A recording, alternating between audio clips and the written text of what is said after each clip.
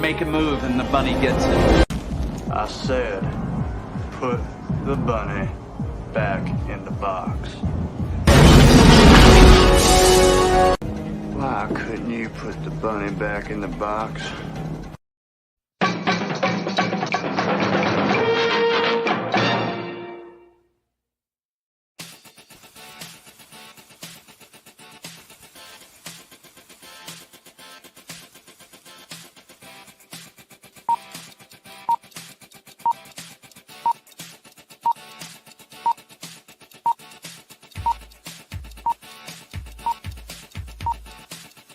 It's showtime. Takeru Okazaki, the Wild Wolf of Tokyo. I don't see why the guild mocked you a hazard. You don't look so tough.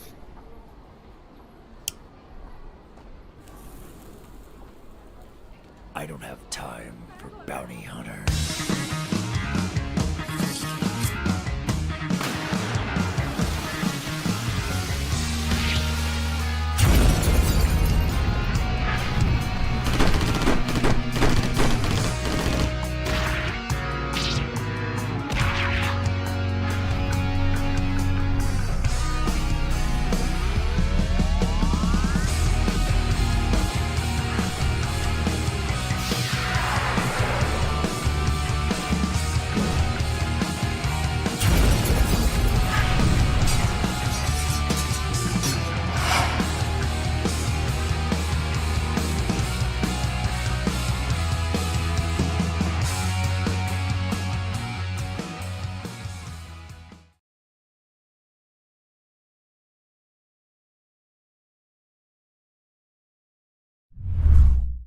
Psychically, I'm very well endowed.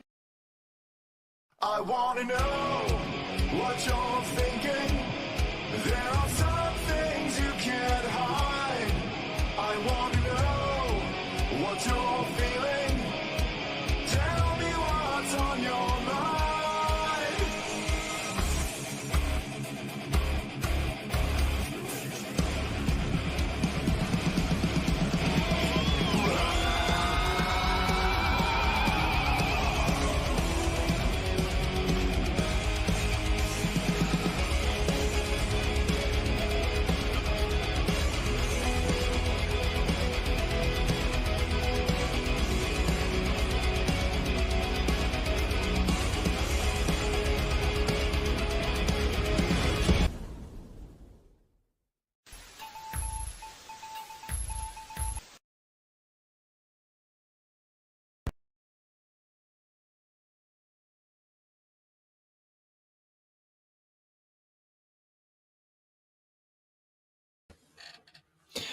Hey there, this is Cooper from Telepathic Bunny Comics. You'll have to excuse me tonight. I do have a little bit of delay. This is not the guest's fault. This is evidently I have somebody surfing heavy duty porn somewhere in my vicinity. No idea. Anyway, don't speculate. All right. Anyway, but tonight we're going to talk about Okuri-Uni, the comic by my good friend Woodrow. I've been keeping an eye on this project for a couple years now. Actually did an interview with him very early in my show when I was doing the Right Stuff interviews with my writer friends. And we talked a lot about this comic then, but it's quite a bit down the road from there. And so we're going to find out about this comic. We're going to do a review of Tokyo Blues, the free comic that he put out. It's a prequel to the comic that's coming. And we're also going to talk to his artist, Bruce, Art Claude Bruce. That's the name that he's got. So I'll ask about that. Next, Woodrow. What is up? What is up? Hello, everybody. Good to be here.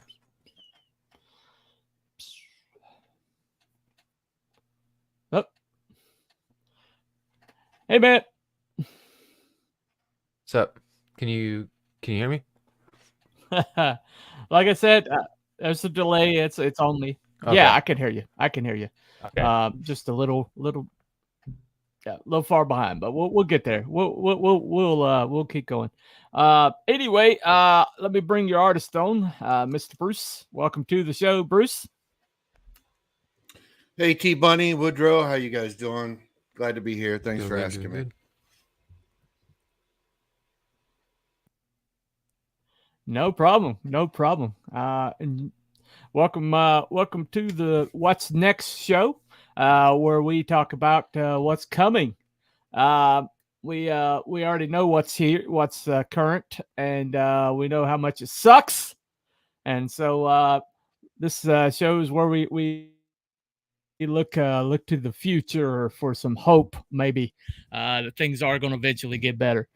I'm going to go ahead and go off camera. Maybe that'll help with the delay.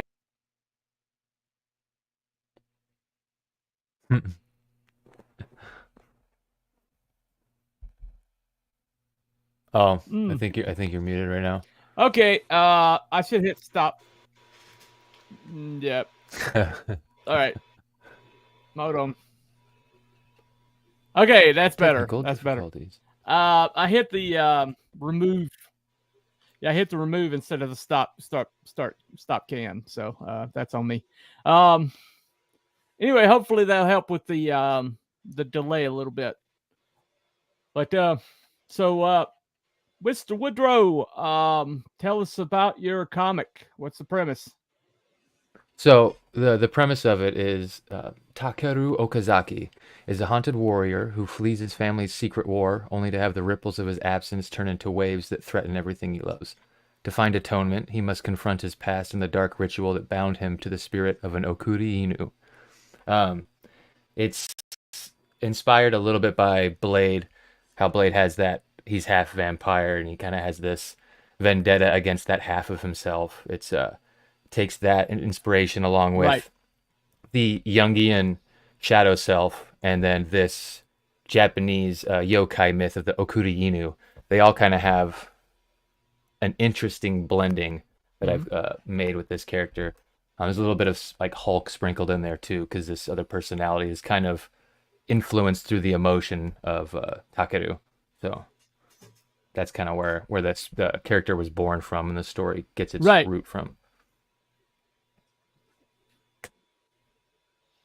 Yeah, that makes a lot of sense. You got a lot of levels going on there, my friend. Yep. So I'm nice hearing Japanese myth. I'm hearing I'm hearing Japanese myth. I'm hearing Jungian philosophy. I'm hearing Marvel comics. I mean, hey, stick it all in a blender. Let's see what we got, right? Mm-hmm. Yeah, I was surprised with how well a lot of this stuff fit, because at first I thought the idea might be a little weird, but then you sort of start to game out the story as you write it in your head, and eventually I was just it grew on me in a way that I was like, I have to do this. And originally when I came into the scene, the indie scene around here on the internet with Ethan and everybody, I was actually working on a different book. It was called Vega Neutron, the Reluctant Bounty Hunter. It starred one of the characters in this comic. Takeru has a partner in his bounty hunting exploits that he has in this comic that I was doing the comic originally. But then when I started kind of gaming this one out, I changed. I had to do this one. This one seemed like it is such a tight idea, even though it does on the surface, it seems really weird and kind of, there's like aliens and spiritual magic and cyberpunk, and so it's definitely a weird blend. But when people read it, I think they're going to be very surprised with how well everything fits together. Yeah, I guess you're tapping into the oversoul a little bit, right? Mm-hmm. Yeah, good old Jung. Well, but that's the thing, on this show we talk about the pre-existing artifact and how a lot of these stories, you're basically just unearthing them, like you're pulling a dinosaur out of the ground. And and sometimes you go looking for you know, a minnow, and you hook a marlin. You know, you think that you got like a troglodyte that you're uncovering, and then you figure out it's a hip bone of a brontosaurus. You know, um, that's some of the best stuff comes out of that. You go looking for one thing, and you uncover something else. So Bruce, when he sent you this script, what was your first reaction? Well, it was new for me. I hadn't worked on anything like that before. Most of my stuff was sci-fi. Just to give you a little background, I self-published 2 books back in the 1980s, starting 1985, and then the last one I printed was 1988. One was a sci-fi. I don't know. I guess you could call it a space opera. I released 5 issues of it. It's called Night Masters. And then I hooked up with another writer. He was a parody writer, satire. And we did a book because I don't know if you remember, if anybody remembers. Maybe I'm just too old and I remember. But the ninjas were a big thing back then. Lots of, karate, martial art characters, Teenage Mutant Ninja Turtles, all that stuff. Oh yeah.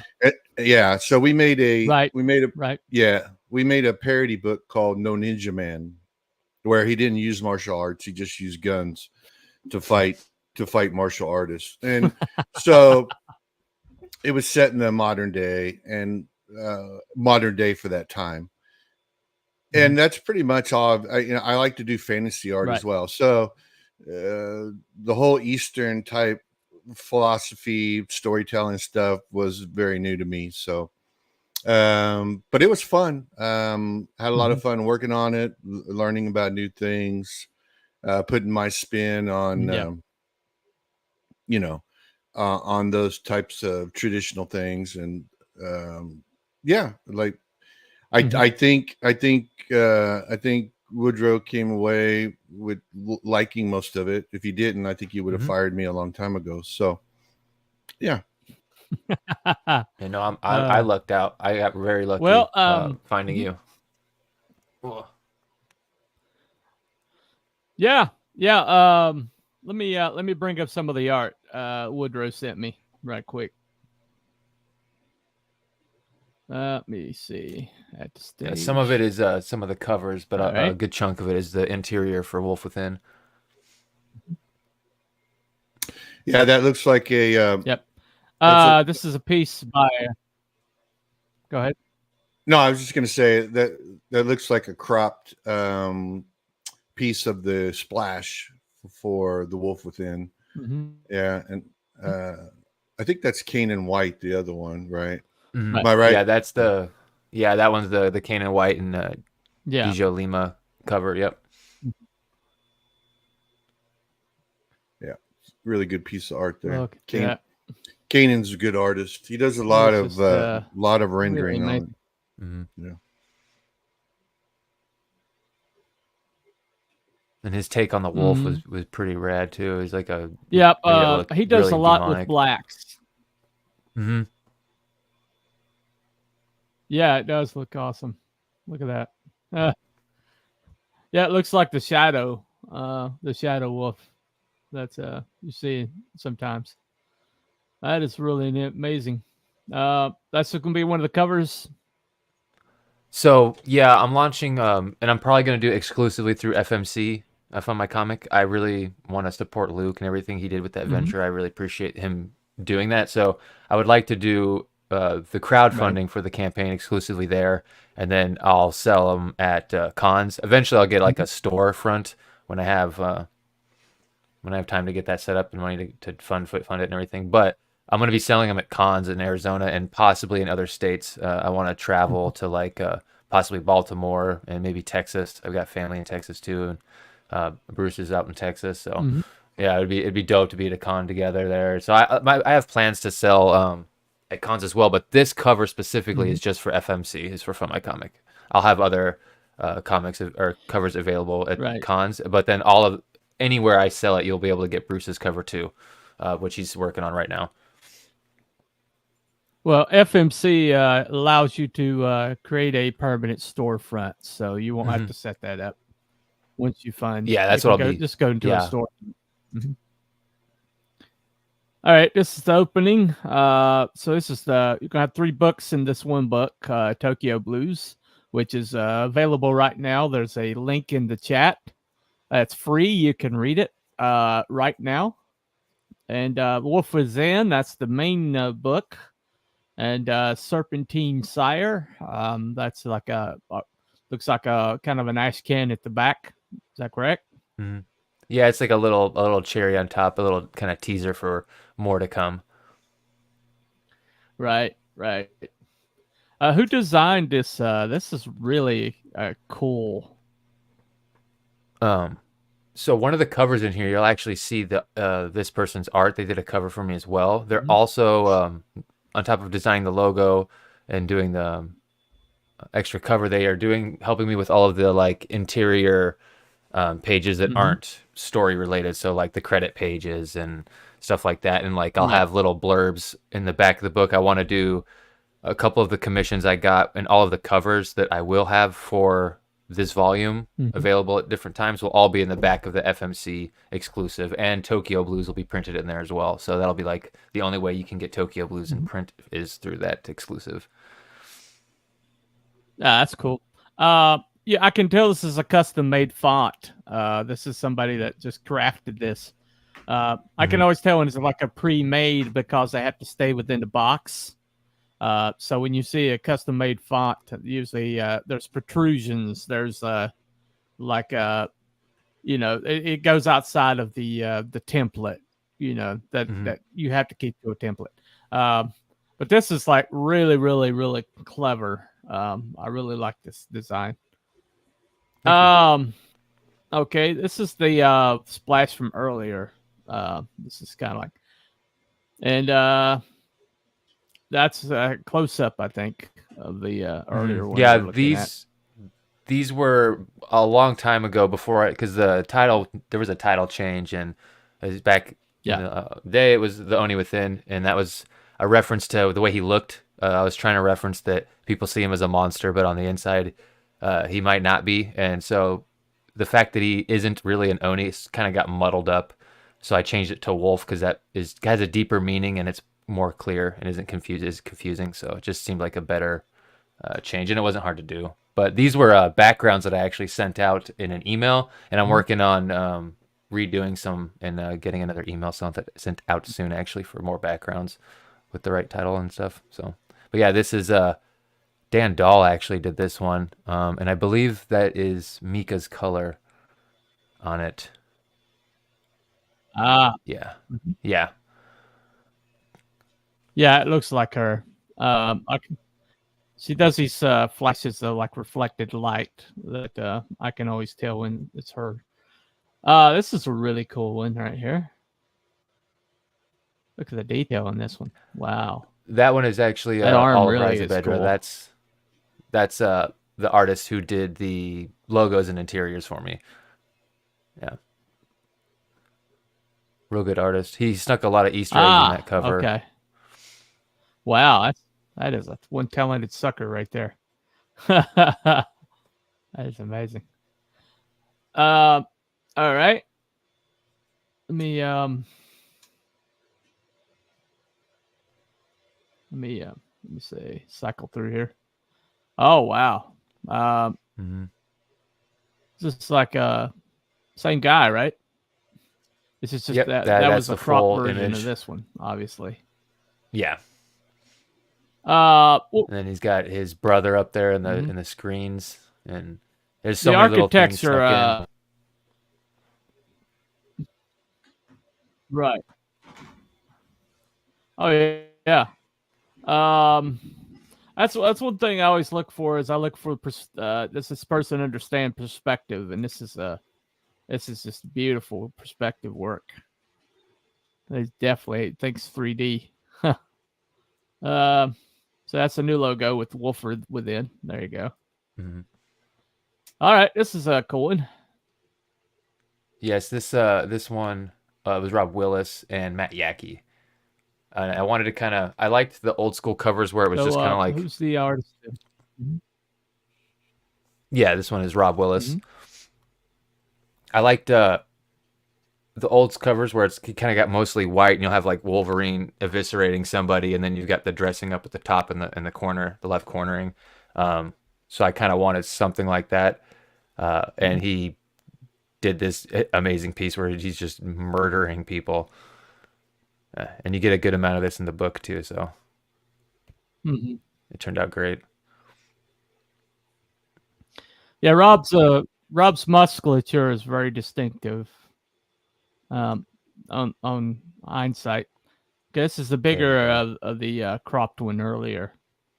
Mm-hmm. So I like the I just like the contrast between this one and the crazy mad action of the other ones. This one's just kind of like him hanging out, contemplating life. I dig it. And I dig it. Yeah, you don't get a whole lot of that in his life, so it's a very important part. Something that he, it means a lot to him, even though he's just sitting there smoking a cigarette. So I kind of wanted to start there because from this point, everything becomes chaos. Right. Gotcha. So this is the first page right here. So I guess that was the first page, and this is like second page here. Mm-hmm. So this is really, really, really cool. Hold on a second. I keep clicking on the wrong thing. I do it all the time. I just on started streaming. Main image. Yeah. Mm-hmm. Yeah, well, I mean, I've been at it a while, but I still suck at it. Anyway, okay, here we go. Let's see a little close up here.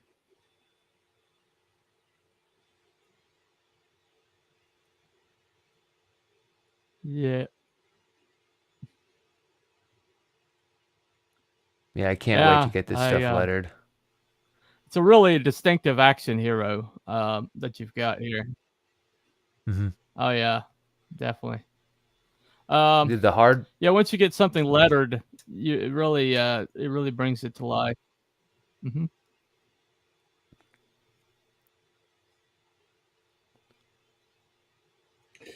This was let me chime in here on this one.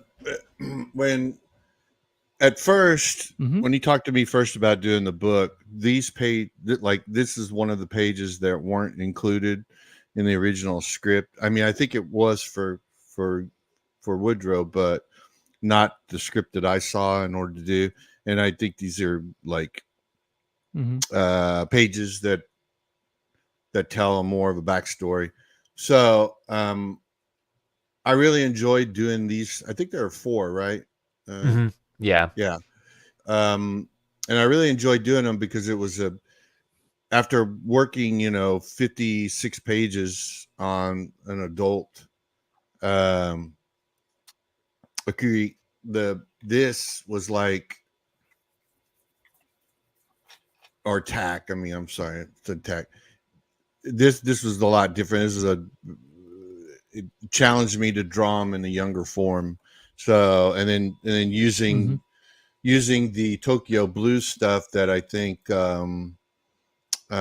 what's his name again? I'm sorry, Woodrow. Ed. Yeah. Using that as kind of inspiration or reference for these 4 pages was a plus too. So, but yeah, I enjoyed doing these pages, and I think they turned out pretty well.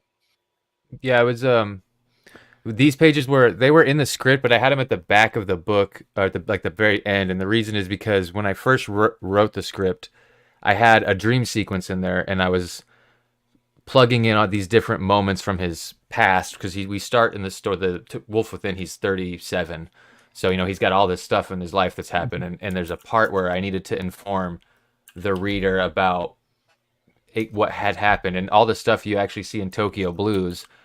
A lot of those scenes were scenes I was playing with putting in here, but they didn't fit totally, and they kind of killed the pacing, or it just seemed weird. So I had to take them all out, and I finally came up with this one. So then I put it in at the end of the script. But yeah, so that was like why those pages kind of felt wonky. But what was great is you have to learn how to like kill your babies and darlings as a writer, right? So you have to learn what has to hit the cutting room floor. And what was cool about all the stuff that I had cut out, when I was sitting there looking at it, the way I had put the scenes that I had thrown away, they made a story. But I didn't. It's like I didn't mean to do that. But the way I was looking at it, it was like all paced out, not perfectly, but I saw something in it. So I was like, oh, hold on, and I started editing it. And then I had gotten in contact with Ed through Mika, because Mika was already doing the coloring. And so I was like, hey, would you be willing to draw like a prologue to the book? And then we came up with the 32 pages. That was originally all these cut out scenes that I was trying to put in here, figure out what fit and what told the story the best. And because it's a pretty, it's a tragic, he's got a hero's journey, but it's the tragic hero's journey. So it's you have to get that stuff through to the reader, so you have to pick the right scene. So that was a fun moment as a writer, trying to figure out and solve that problem. And I was lucky enough to be able to save the stuff I cut out. Not everything. I still had to cut a good chunk because I didn't realize how many pages everything would take. But I got to save some of the stuff I really cared about and I felt really informed the story. So I thought that was kind of like a nice little end to that stuff. Well, if you have to take it out and put it in a supplemental later, none of it goes to waste. The story is the story, and it will always remain the story. Just how much you're revealing, it changes. And plus, if you have a good artist, which Bruce evidently is a very good artist, they will tell you basically what makes sense narratively. Ed is actually my artist for my book, and there's been a couple of times where he's like, this doesn't make sense here, and then I've had to go back and like rewrite a scene or something. And he's usually right. There's one time where we butted heads, and then it turned out he was absolutely right, and then I had to come back and eat crow, which I've kind of come to like the taste of crow. It's a little gamey, but if you put the right sauce on it, it's fine. I tend to eat a lot of crows, so I'm becoming an expert at it. Anyway, hero's journey for me every morning on my way to the coffee pot. Well, especially after last night. With the husband she's got, there's no telling. There's really no telling. I love good stuff. All right. Yep. Let me see. Yeah, I think I got a couple pages. Oh, this is beautiful right here. I just dig this right here. I love how this one came out. Like I said, I really love the perspective work. Yeah. It's just the angle of it. Obviously, this is an inset panel here, and there's probably a lot of narrative that goes on in the background here that you're going to put in. But I just love scenes like that. It's a very nice splash. So this is a young lady. Is this the one that was in the other book that you were writing? Yeah. So the other book, she goes by Cleopatra. It's her call sign. Her name's Abigail Clark. But all the bounty hunters in the guild have these call signs. Like Tok has Wild Wolf, and she's Cleopatra, and she's just one of the people in his life. When people read it, they'll see that most of the people he's had that raised him were not the nicest, and it's sort of built a negative mindset in Tok's head. So this is one of the good threads he has in his life. She's like always told him to be himself and own his mistakes and own him who he is. So she's kind of always there to support him. Right. She's kind of his Jiminy the Cricket then. Kind of. Yeah. Okay. Oh wow, I really like this one. This is just anytime you can use negative space, like in shadow and things like that. This is really good storytelling here because I can kind of like understand what's going on, and that's a really good page right there. Very impressed with it. To go on what you were saying earlier about how Ed would see something in a way artistically that you didn't, as you're writing and stuff, and you'd have to go back and eat crow. That happened with me and Bruce a lot too. I would have a page that would, I think in my opinion, my biggest flaws starting out were I would put too much on a page, or I would flip the camera around too much, and Bruce was able to fine tune sort of all those things, and that's why the pages read the way they do. Right. Yeah, I really think a writer artist pairing is pretty much the best of all outcomes when it comes to comics. Because the writer will push an artist because writers like ambitious, and artist has to tell him what's possible, kind of like reel him in. But at the same time, I think a writer's ambition pushes an artist probably beyond what they'd be comfortable with 100% of the time. But that's at least what I've found. Did he push you any, Bruce? Did you ever read a panel description and like, what? Yeah, I'm sure. Never. No. Yeah, no. We because I have a little bit of experience with doing sequential art and things, and I've tried to study Will Eisner and Wally Wood, really, really good storytellers as far as the comic book medium goes. Yeah, I had some They're on the Mount suggestions. Yeah, they definitely are. They definitely are. But yeah, like he would send me the script, like he had the script all done, and we went page by page through it, and I would send him roughs or whatever. And then we'd talk about, like, I just kind of give him suggestion, I think this might work better this way, or like he mentioned earlier, he'd have scenes where the camera would flip. But one of the things you don't really, and I think it goes for movie making too, you want to keep the camera flipping to a minimum to help the pacing of the page, or the pacing of a series of pages or whatever. So we it's just kind go of like over the stuff like that. phenomenon. Yeah, exactly. So we just go back and forth, and I never want him to think like I was trying to change his story. That's not what I was trying to do at all. Like you mentioned, it's like, okay, we can do this, it's possible, but there's no way I can fit 50 guys in one panel where you have 6 panels on a page, So, I mean, where they're all detailed, showing action or what they're doing and things like that.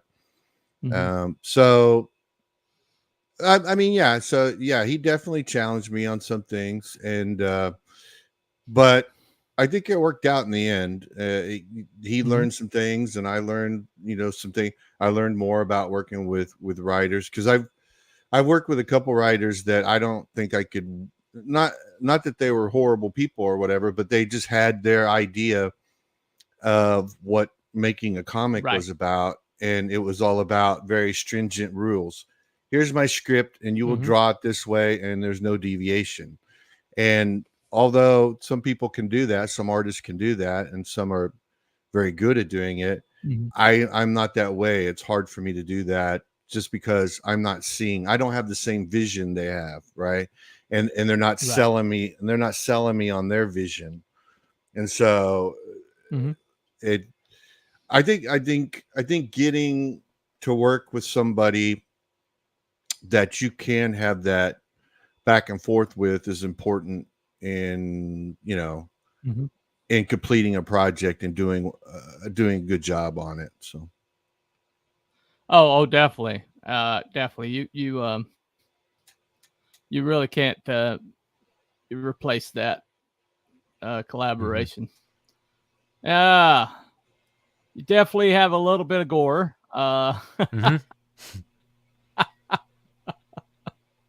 Just a lot of decapitations and body parts, being removed. Just a little bit, yeah. It's necessary. So yeah, I think for this one, it is. It really is. For this one, yeah, I mean, I think the readers will get the gist of it once they get the full story in their hands, because this is the start of a very important part of the storytelling for, the third chapter, if you want to think of it that way, of the book or the story. So there's really good reason why it's very visceral. So yeah.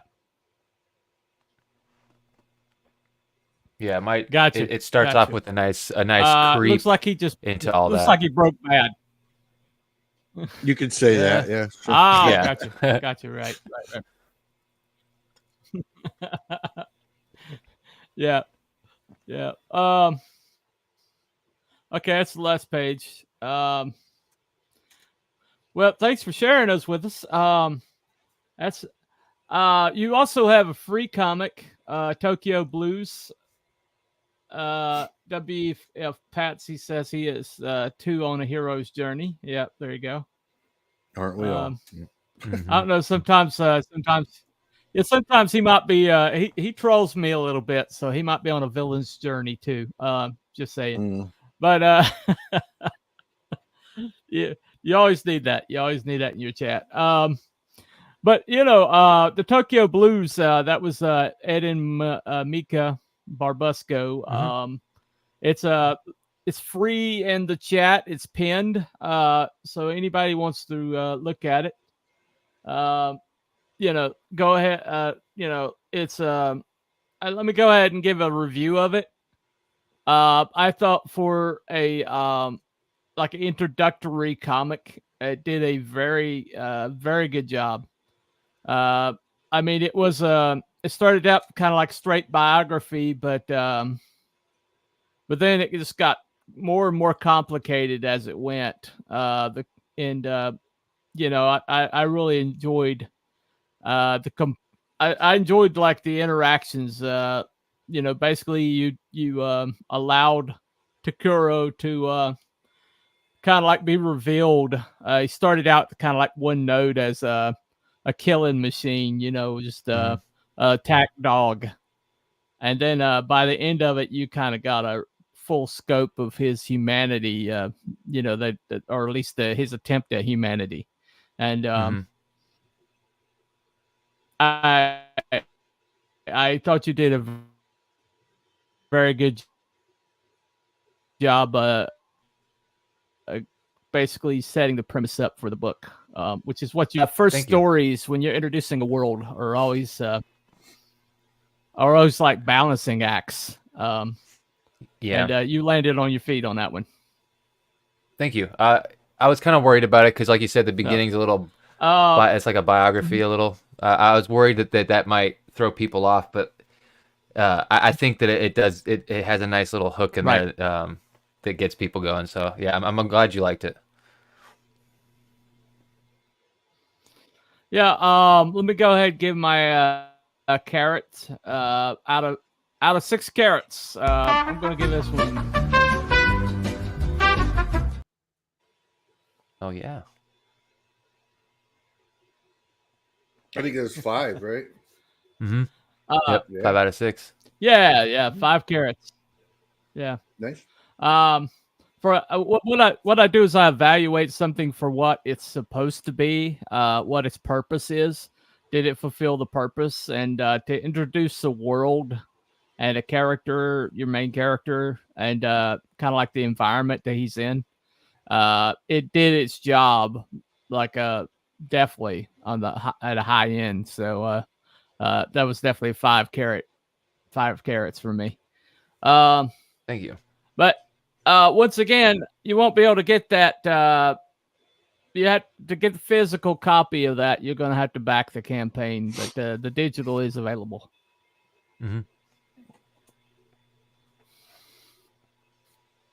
So Okay. So we're coming up on the big question. When are you going to launch this puppy? When's it going to be available to crowdfund? So my status right now, I'm hoping to crowdfund it tax season 2025. That's the goal right now. So somewhere in May-ish, probably.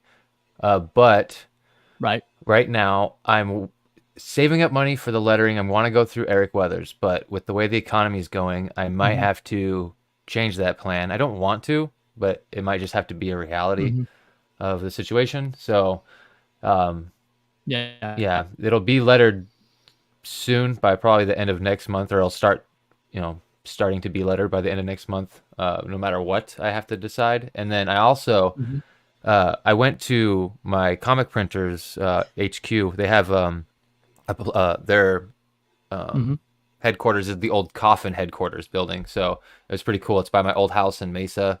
So I can just drive there. I don't have to pay for shipping, hopefully.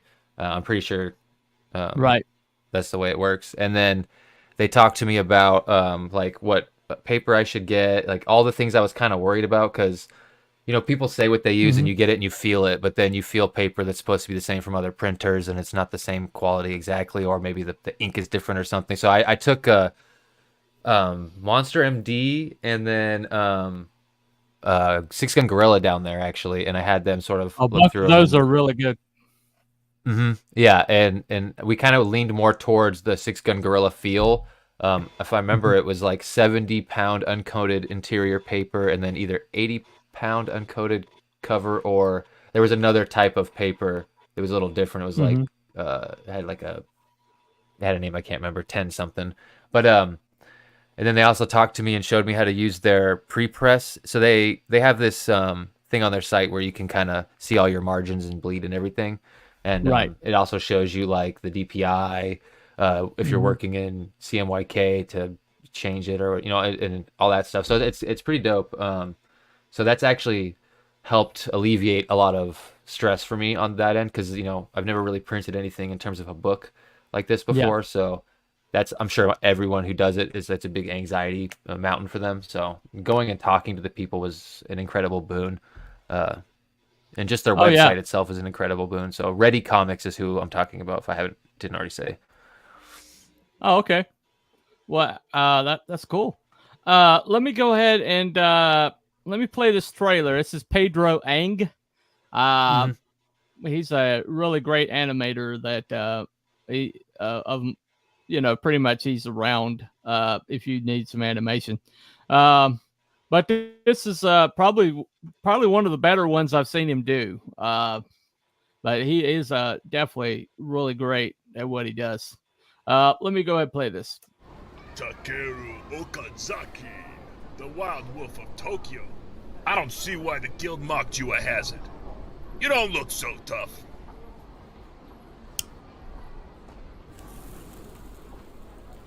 I don't have time for bounty hunters.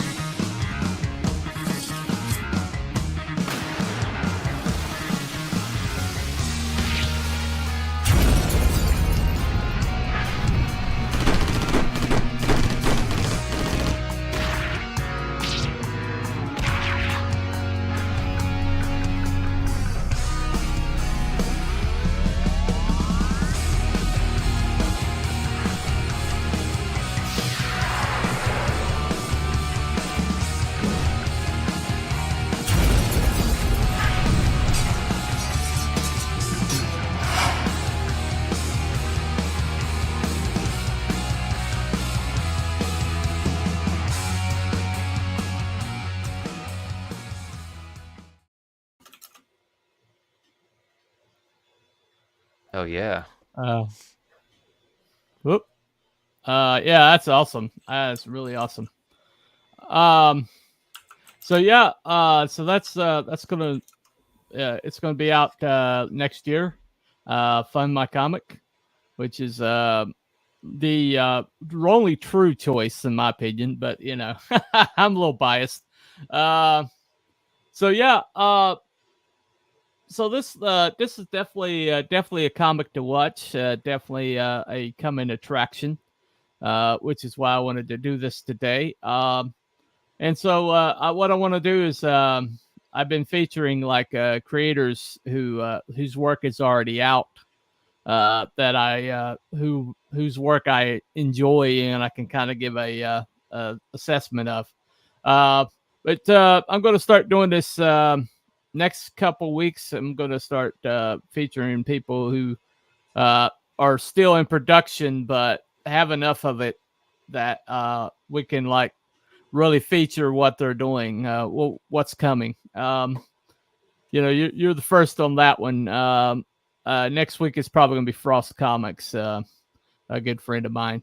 But so basically, though, what we're trying to do here is we're trying to replace a little what was lost when the mainstream basically decided to pursue an audience that doesn't exist.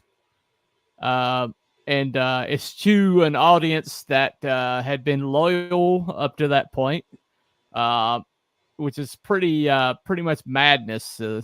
It's pretty much like a guy walking away from a marriage to go after a 20-something college co-ed.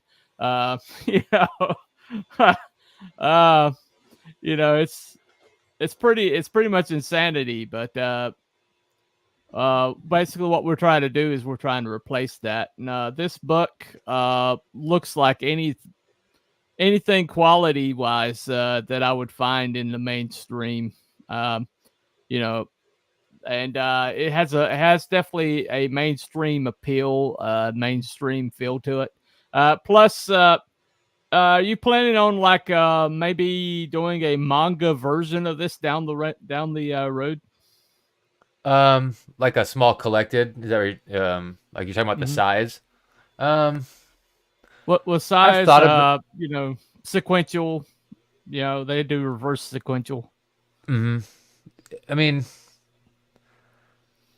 yeah, I haven't really thought about that. I have thought about doing it in the manga size, possibly in the future. But yeah, I have no plans on releasing it as a manga. I kind of like the Western comic format just because that's what I grew up reading. I have read a couple, like I've got Berserk, Volume 1 back here and stuff, and I don't mind it. I like manga, but yeah, I kind of want to stick with the Western comic format. It's what I like. I like my Aliens comics. Right. Totally get that. But I am saying that if you wanted to pursue that down the road, I do think that this story would definitely translate to the manga culture very easily. Yeah, for sure. Yeah, they definitely like their tradition and their mythology, kind of like being parroted back to them. So. That would definitely be something, once you're established, once you've had a print run, once you kind of like got your book out there, it might be another revenue stream for you later on. It's possible. I actually had I had it translated into Spanish, actually, Tokyo Blues. So if you're a Spanish speaker, you're probably not listening to this, but you can go check it out in Spanish. I have friends in Mexico. And people here who are from Mexico who only speak Spanish, and they had been asking me about my book for a while. So I hit up Oliver from 656, and he actually translated, him and his team translated and relettered Tokyo Blues in Spanish for me. So yeah, you can read it in Spanish too. Yeah, 656 guys, that's definitely a good option. We all should probably pursue having a Spanish language version, considering that that particular segment of society seems to be in a growth spurt right now for various reasons that we won't go into here. So living in Arizona, you got a front row seat, I'm sure. But anyway, not gonna get political, but not that it's a political issue, really. But yeah, that's definitely a very good idea. So basically, if you got a few minutes to pitch this book to people, what would be the pitch that you would use? Well, if you like things like Blade, it's basically if Blade's half vampire had a personality and fought for control like the Hulk, but instead of the Hulk coming out, it's this Okuri-Inu that gains control and it wants to hunt down the biggest, baddest thing in the area it can find. It's got layers to it. It is action-based. It's tragic on the tragic end. So if you like tragic stories, this is definitely in there for you. This is the hero for you. It's got some deep themes, like we mentioned, the Jungian shadow. The Okuri-Inu myth is like a blessing and a curse. So I think that the people will like unraveling that little mystery that's there. But you also get all your gore and action on top of it. So yeah, plenty of gore. Plenty of gore. Yeah. All right. Well, thank you, Bruce. Do you have anything you want to promote or talk about or say about this book that you haven't expressed so far?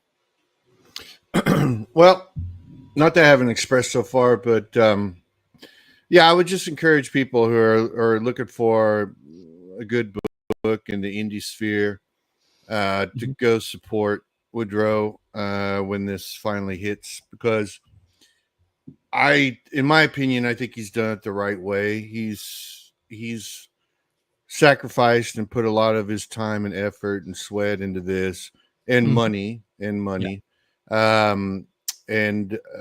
The book, when it goes live, pretty much aside from the printing, and he can correct me if I'm wrong, aside from the printing, everything will be complete. It will be done. Yep. So you won't be waiting 6 months, a year for the book. So right. So I would encourage people to support creators like that, because that's what we need more of in the independent side of comics, right? Because there's a lot of good creators out there, a lot of good stuff, but good ideas are a dime a dozen. You know, you need the execution to finish it off. So yeah, and that's what I would say about that. As far as me, I've got other projects in the works, but like I always hate talking about them when they're a little ways off, because then I feel like, you know, like I had a campaign back in 2018 for the Wreck, and I didn't meet my goal, which I'd set a goal, which was for printing and to pay some little side things I needed done, and I didn't make the goal. So that's a little disappointing, and so I'm trying to tweak what I do and how I market and things like that. So I like to hold off. But if you do want to check out anything I do a lot of mecha art on Twitter and Instagram. So all my contact stuff there is Art Claude Bruce. So Instagram, Twitter. I have a YouTube channel, which I haven't done a video in a while, but if anybody's interested in going and seeing some interviews I did with some indie creators, I've had Rob Willis on there a couple times. I've had Corey. I've had Cody. I don't know if you're familiar with Jack Irons, Steel Cowboy. I've had him on quite a few times, and the Monster, he's been on there. We've talked to him. So yeah, if you're interested in that, like I said, nothing recently, because I just don't know what to do. Like I'll go on there, you know, and I don't know what people are interested in, you know. So I'm bad at that. I'll just stick to drawing, you know. Well, I don't really like try to figure out what the audience wants. I basically figure out what you want to do. Yeah, what intrigues me, and the audience that you know will come along, or it won't. But right. I'm not going. I the ones that chase an algorithm or try to you got 30 people like covering the same topic because it's what's trending, and they're the ones that are artificially trending it. You know. That's I think that's my problem. Like, I don't know what I want to do if I have a YouTube channel, you know, like I like to draw, right? I like to illustrate, but doing it on camera, it's like, Right. it's like, monkey performing for the camera or whatever. I can't do it. It's hard for me to do, and then keep engaged with people wanting to talk and stuff. Right. And so it throws me off a little bit. And, other than that, I like tabletop games. I like painting miniatures and, stuff like that. And I know people have channels that do that kind of stuff too. So yeah, I Right. see that. So, I just haven't figured out if I want to do anything with YouTube or not. I got you. But yeah, but thank you for asking. And yeah, if you want to check out the art stuff and all that, I post regularly on Twitter or X or whatever you want to call it now. And Okay. yeah, so Yeah, I used to call it Twix. Twix. Yeah. All right. Well, thank you, gentlemen, for coming on. Thank you for the Thank you for having chat, us. fluffiest chat in all of YouTube. This is one of my favorite projects. I'm gonna definitely be ready for this to ready to help fund this when it comes out next year.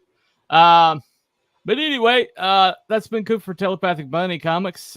We will see you actually Saturday night, 7 o'clock, our Cryptids and Conspiracies. It's going to be Is the Mummy's Curse Real? We're going to continue our Universal Monster inspiration. Nice. So we've already done Vampire week before last, Frankenstein that week, and then last week we did Werewolf. This week's going to be the Mummy, and we're going to have a special Halloween episode, basically ghost stories. Nice. So that's nice.